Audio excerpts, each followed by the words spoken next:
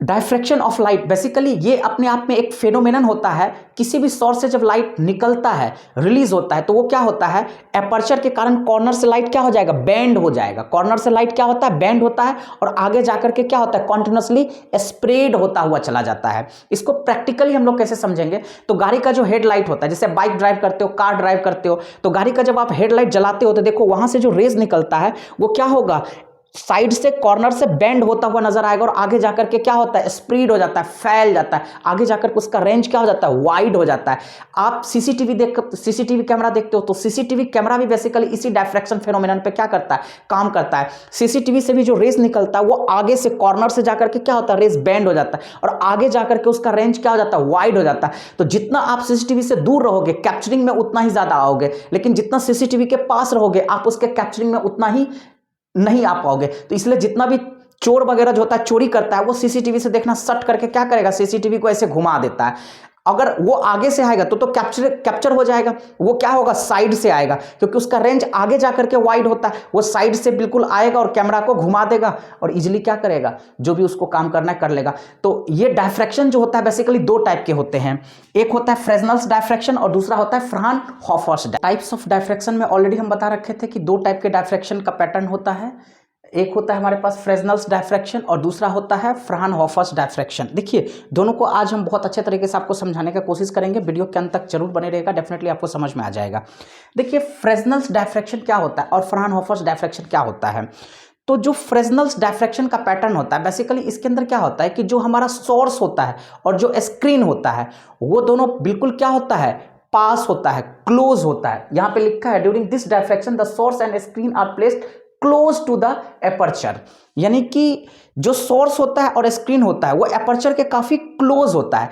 इसलिए जो स्क्रीन के ऊपर डायफ्रैक्शन का पैटर्न बनता है उसको ऑब्जर्व करने के लिए, यानी कि डायफ्रैक्शन पैटर्न को ऑब्जर्व करने के लिए कोई भी लेंस का रिक्वायरमेंट नहीं होता है। किस डायफ्रैक्शन के अंदर, फ्रेस्नेल्स डायफ्रैक्शन के अंदर। तो बिल्कुल ध्यान दीजिएगा कि फ्रेस्नेल डायफ्रैक्शन के अंदर क्या होता है कि जो हमारा सोर्स होता है और जो स्क्रीन होता है वो एपर्चर के काफी क्लोज होता है। इसलिए हमें डायफ्रैक्शन पैटर्न के नेचर को ऑब्जर्व करने के लिए किसी भी लेंस का रिक्वायरमेंट नहीं होता। और फ्रेस्नेल्स डायफ्रैक्शन के अंदर बेसिकली किस टाइप का जो है वेव फ्रंट हम लोग यूज करते हैं, तो वेरी सिंपल, स्फेरिकल और सिलिंड्रिकल वेव फ्रंट को as a incident wave front हम लोग यूज करते हैं। किसके अंदर, फ्रेस्नेल्स डायफ्रैक्शन के अंदर। यानी कि फ्रेस्नेल्स डायफ्रैक्शन के अंदर जो भी पैटर्न बनता है उसके लिए किस टाइप का इंसिडेंट वेव फ्रंट का यूज होता है, तो बहुत ही सिंपल, स्फेरिकल और सिलिंड्रिकल। ये कभी भी एमसीक्यू क्वेश्चन में पूछ सकता है, बहुत ही ज्यादा इंपॉर्टेंट है, इसको ध्यान में रखिएगा। स्फेरिकल और सिलिंड्रिकल वेव फ्रंट ही as a incident wave front use होता है किसके अंदर, फ्रेस्नेल्स डायफ्रैक्शन के अंदर। लेकिन वहीं पे जब हम फ्राउनहोफर्स डायफ्रैक्शन के बारे में बात करेंगे तो देखिए बिल्कुल जैसा कि आपने देखा कि फ्रेस्नेल के अंदर क्या था, सोर्स और स्क्रीन एपर्चर के काफी क्लोज था। लेकिन यहां पे जो फ्राउनहोफर्स डायफ्रैक्शन है इसके अंदर क्या होगा, सोर्स और स्क्रीन एपर्चर से क्या होगा, दूर होगा, यानी कि लार्ज डिस्टेंस पे होगा। जो कि यहां पे लिखा है कि during this diffraction the source and screen are placed at large distances from the aperture. इसलिए जो भी डायफ्रैक्शन का पैटर्न बनेगा उसको ऑब्जर्व करने के लिए यहां पे कन्वर्जिंग लेंस का क्या होगा, रिक्वायर्ड होगा। यानी कि कन्वर्जिंग लेंस को हम लोग यूज करेंगे डायफ्रैक्शन पैटर्न को ऑब्जर्व करने के लिए। और इस टाइप के डायफ्रैक्शन के अंदर बेसिकली किस वेव फ्रंट को हम लोग as a incident wave front use करते हैं, तो very simple, plane wave front को हम लोग यूज करते हैं as a incident wave front during this diffraction pattern.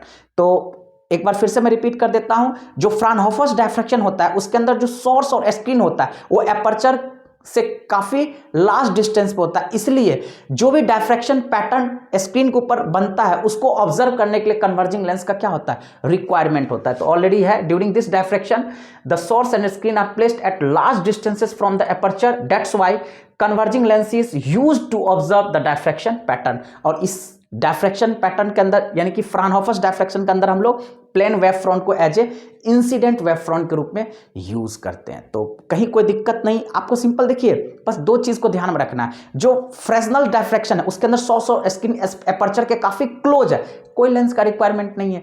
लेकिन यहां पे क्या है, फ्राउनहोफर्स डायफ्रैक्शन के अंदर सोर्स और स्क्रीन एपर्चर से काफी लार्ज डिस्टेंस पे, इसलिए हमें कन्वर्जिंग लेंस का यहाँ पे क्या है, रिक्वायर्ड है डायफ्रैक्शन पैटर्न को ऑब्जर्व करने के लिए। और यहाँ पे जो डायफ्रैक्शन पैटर्न को ऑब्जर्व करने के लिए हमें किसी लेंस का रिक्वायरमेंट नहीं है क्योंकि दोनों पास